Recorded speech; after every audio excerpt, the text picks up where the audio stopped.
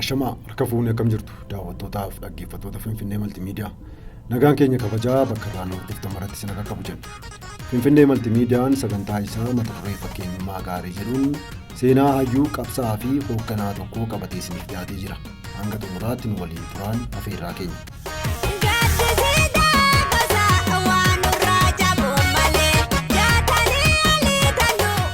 Jaatoo fi Shaalaqaan maqaa hawaasni ittiin waamu. Maqaan isaa warri ganama baasaniif jaatanii jedhaniiti. Gaggeessaan Booranaa duraanii kun jireenya isaa guutuu uummata isaaf jiraate jedhamuun har'allee hawaasa Booranaa fi uummata Oromoo biratti guddaa ajajama. Ilmi sabaa guddoo jaallatamu kun erga lubbuun isaa darbe ganna 30 lakkoofsisuuf baatiiwwan muraasa qofatu hafata. Namni Finfinnee Maltiimiidiyaan sagantaa isaa mata duree fakkeenyummaa gaarii jedhu har'aatiin seenaa isaa qopheessee isiniif dhiyeessu kun gorsa isaa ijoollee barsiifadhaa, mana dirreetti ijaarradhaa, beesee baankii naqadhaa, lafti teessan lafee keessan jabeeffadhaa, afaan biyyaa baradhaa jechuudhaan dhaamsa saba isaatiif dabarsaa tureen uummata biratti daran beekama.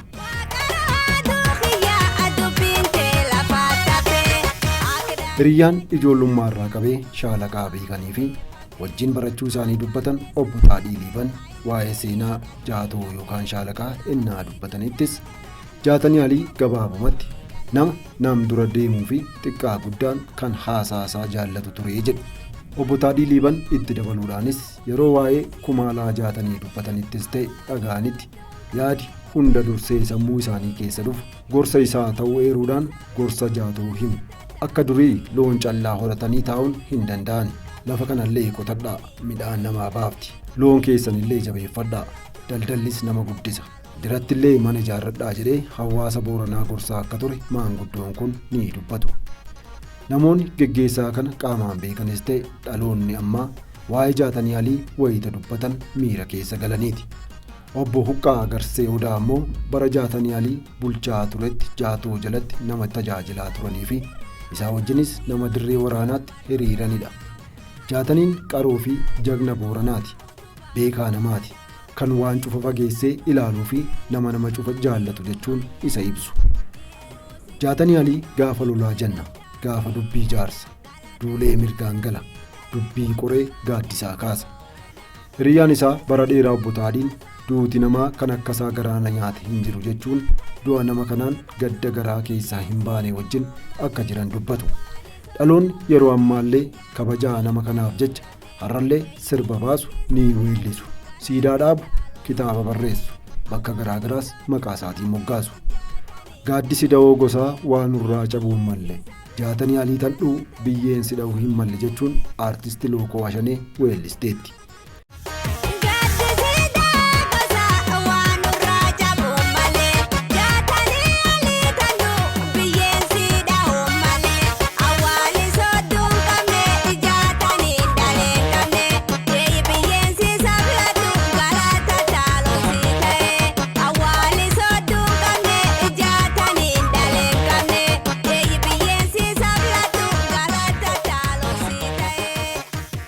Namni akkasiin saba biratti ajjeechaa isaa barkumii 3 boodas har'allee guddoo jajamu kun eenyu? Hawaasa biratti maaliif akkasiin kabajaa guddaa horate kan jedhuu fi kaanis namoota isatti dhiyeenya qabanii fi kitaaba seenaa isaa irratti barreeffame waabeffachuun odeessa seenaa isaatii qixxeessinee isin biraan ga'uu jaallanne. Hanga xumuraatti nu waliin turaan afeerraa keenya.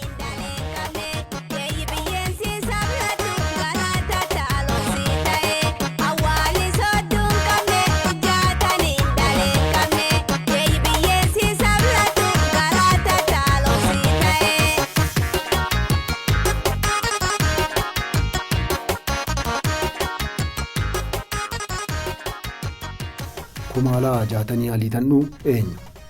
Jaatanii alii tandhuu akka lakkoofsa warra Awurooppaatti bara 1941 bakka Meelbanaa jedhamtu aanaa dirree godina Booranaa Oromiyaatti abbaa isaa Alii Tandhuu fi haadha isaa Haatoo Kaarruu Alii irraa dhalate.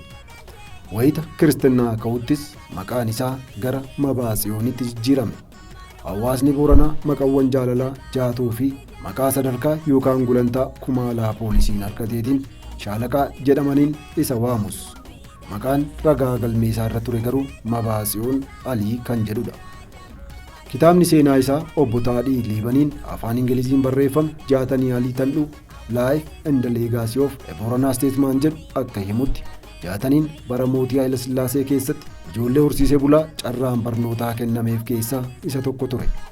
Jaatanii Alii ilmaan Booranaa maatii horsiisee bulaa irraa bara 1952tti barnootaaf gara Finfinneetti imalan 31 keessaa isa tokko kan ture yoo ta'u, isaaniin duras ilmaan Booranaa maatii horsiisee bulaa irraa carraa barnootaa argatanii gara Finfinneetti imalan 34 turan. Walumaa galatti yeroo sanatti ijoollee 65 Booranaatii deemanii barnoota argatan kanneen hawaasni ijoollee bulguu kennan jedhee isaan ibsa ture. Kanaanis bara 1952tti Jaatanii Alii mana barnootaa seenuun barnoota isaa hordofuu eegale. Barnoota isaas manneen barnootaa fuula lamatti barate. Kutaa 1 hanga kutaa 9tti mana barnootaa Madaana Lammitti kan barate yoo ta'u, kutaa 10 hanga kutaa 12tti mana barnootaa sadarkaa lammeessoo Jeneraal Wingeet seenee barateera. Akka namoonni seenaa isaa beekan jedhanitti yeroo barnoota irra turetti Shaalaqaa Jaataniin aadaa, seenaaf argaa dhageettii uummata isaatii barsiisotaaf barattoota mana barnootaa keessatti barsiisaa ture jechuun dubbatu. Jaatoon barnoota sadarkaa lammaffaa akka xumurettis bara 1962 keessa leenjii poolisii waggaa 3 kennamuutiif gara wiirtuu leenjii yookaan akkaadaamii poolisii Abbaa Diinaa jedhamu kan Finfinneetti argamu seenuudhaan leenjii kennamus ga'umsa olaanaatiin hordofee bara 1965tti goolabuun qabxii olaanaadhaan eebbifame. Yeroo sanattis hooggantoonni akkaadaamii sanaa kanneen isa waliin leenji'aniitiin nama cimaaf hubataa, jaallatamaaf ulfina qabeessa ta'e filadhaa jedhaniin. Kanneen isa waliin leenji'an keessaas 90% ol kan ta'an isa filachuu isaaniitiin Jaatoon mooticha Haayile Sillaasee harkaa badhaasi akka kennameefillee ni himama. Jaatoon nama waan itti himaniif isa ajajan cufa dhugeeffate malee callisee fudhatu akka hin turrellee kanneen seenaa isaa itti dhiyeenyaan beekan ni dubbatu. Bara 1965tti yeroo Jaataniinfaa leenjiirra turanitti mootummaan waadaa hedduu seeneefii ture. Guutuu fi dinnaan Jaatoo fi hiriyyaan isaa Phaawulos Boggaalee jedhamu mootummaa irratti mormii kaasan. Kanumaan wal qabatees erga eebbifamanii ba'aniitiin booda Jaatoo fi Phaawulos Boggaalee bifa adabbiitiin gara godina Gaamoo Goofaatti ergaman. Gaamoo Goofaattis sadarkaa itti gaafatamummaa garaa garaan hojjeteera. Jaatanii Alii Tandhuu. Jaataniin turtii ganna lamaa Gaamoo Goofaatti erga dabarseetiin booda gara Finfinneetti deebi'e. Turtii isaa Gaamoo Goofaatiinis jiraattota naannichaa waliin hariiroo gaarii uumuu isaatiin hawaasa Gaamoo Goofaa biratti jaallatama guddaa horachuu danda'eera. Turtii isaatiinis hojiiwwan misoomaa hedduu keessumaa barnoota waliin wal qabate uummata naannichaatiif akka hojjetamu gochuudhaan shoora olaanaa qabaachuu danda'ees ture. Kumaalaa Jaatanii Alii Tandhuu. Boodarras gara Finfinneetti geeddaramuun damee poolisii tiraafikaa keessatti ganna 5 tajaajileera. Bara 1972tti ammoo Jaatanii Alii Tandhuu gara biyya Jarmaniitti imaluudhaan waggaa tokkootiif saayinsii waraanaallee barateera. Kumaalaa Jaatanii Alii Itoophiyaa bakka bu'uun yaa'iiwwan biyyoota garaa garaatti adeemsifaman irratti hirmaateeras. Biyyoota akka Jaappaan, Biriteen, Firaansii fi Jarmanii lixaallee daawwateera. Boodarras eeyyama hojii isaarraa argachuun Yuunivarsiitii Haayile Sillaaseetti, Yuunivarsiitii Finfinnee ammaatti mana barnootaa sooshaal woorkitti galmaa'uun ganna 2 barate. Achiis gara Harar imaluun tajaajila hawaasummaa irratti hirmaateera.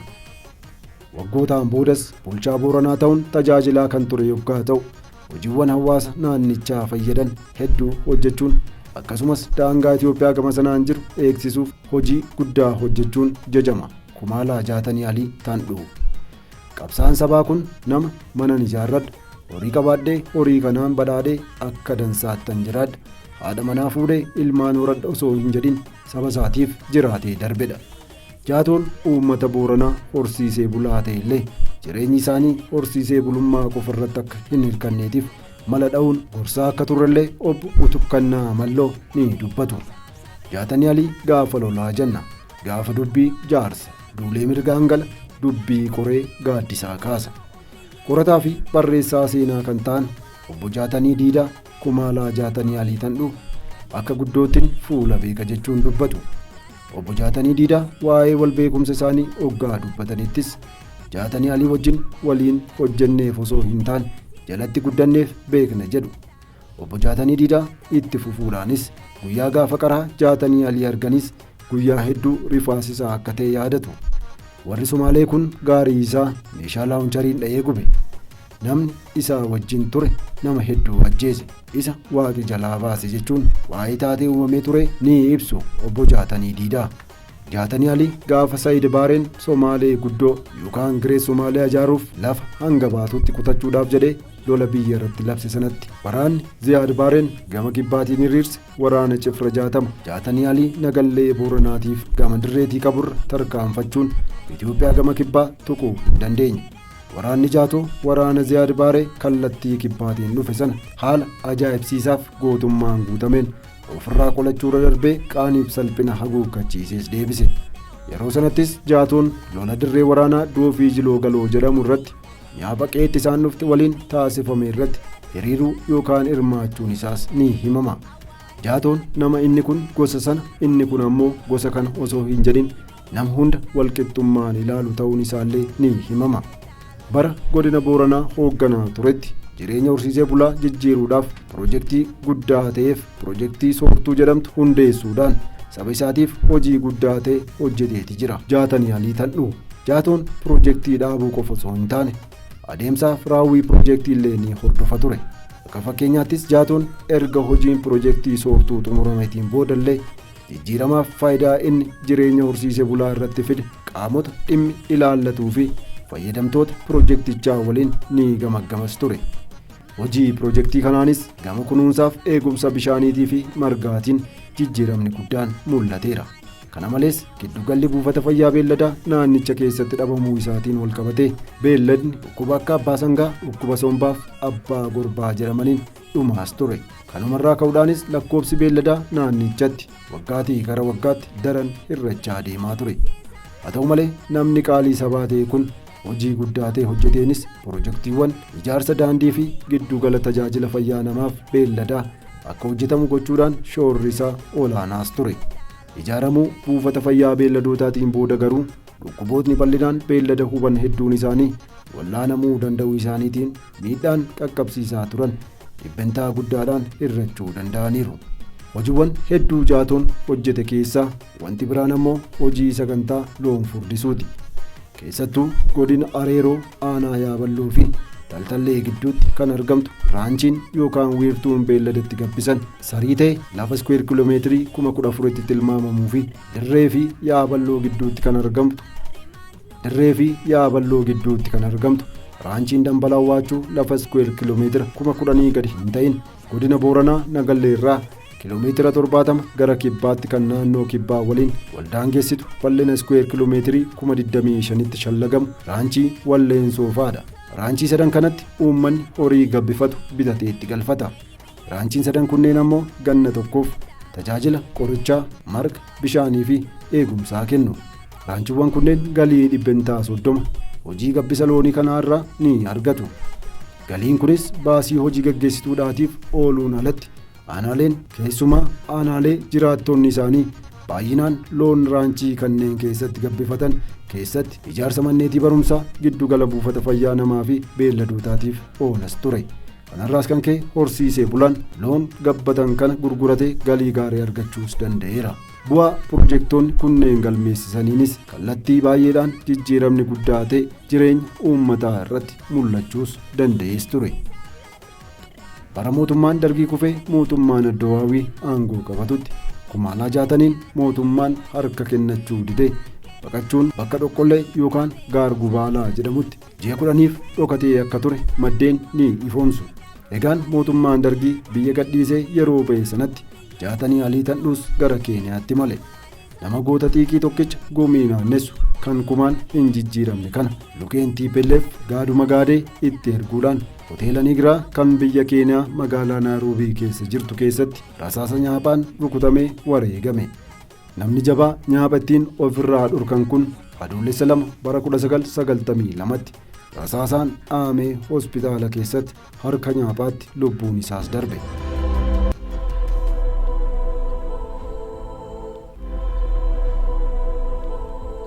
Du'a goota kanaas sabaa himaaleen gurguddoo addunyaas gabaasaniiru.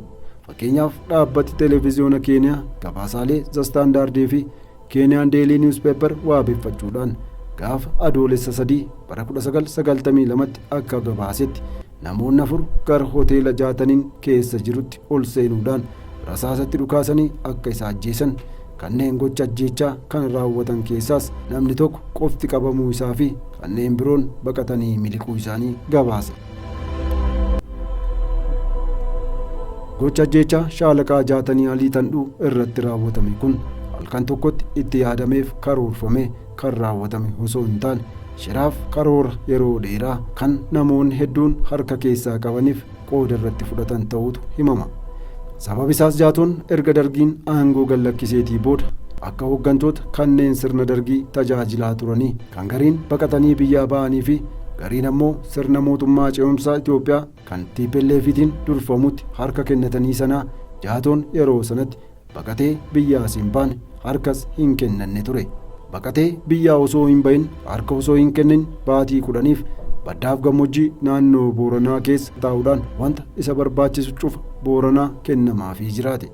Yeroo mootummaa ce'umsaa sanatti aangoonni tokko tokko shaalaqaan nama hojii hojjeteen nama biyya isaa gargaaree fi badii raawwate tokko kan hin qabne ta'uu isaa akkasumas nama saba isaa haqummaan tajaajilaa ture ta'uu isaa eeruudhaan harka kennatee nagaan haa taa'u jechuudhaan jaarsummaa itti ergan.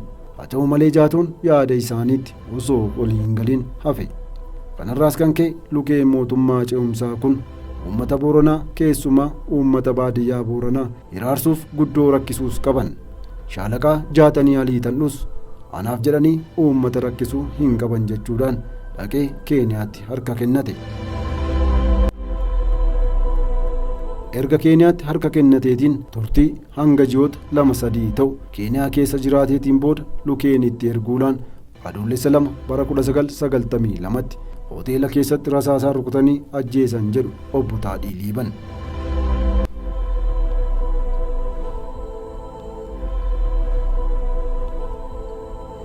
Egaan hordoftoota keenya kabajamoo taatan namni saba isaa haqummaa fi walqixxummaan tajaajilu akkasumas taayitaa qabutti fayyadamee jireenya dhuunfaa isaa jijjiiruudhaaf tattaafachuurra jireenya uummata isaatii gama dinagdee hawaasummaa fi siyaasaatiin jijjiiruudhaaf yoo ifaajjee darbe seenaan isaa dhalootaa dhalootatti fakkeenyummaa gaariitiin himama. Finfinnee Maltiimiidiyaanis hoggaa seenaa Kumaalaa Jaatanii Alii Tandhuu kana qopheessee isiniif dhiyeessutti waa hedduu irraa barattu jedhee amana. Qopheessii kan isiniif dhiyeesse an Adaana Tasfaayeeti. Sagantaa biraatiin hanga walitti deebinutti nagaan nuuf tura. Chaanaalii yuutuubii keenya sabskiraayib gochuus hin dagatinaa. Finfinnee Maltiimiidiyaa madda seenaaf odeeffannoo.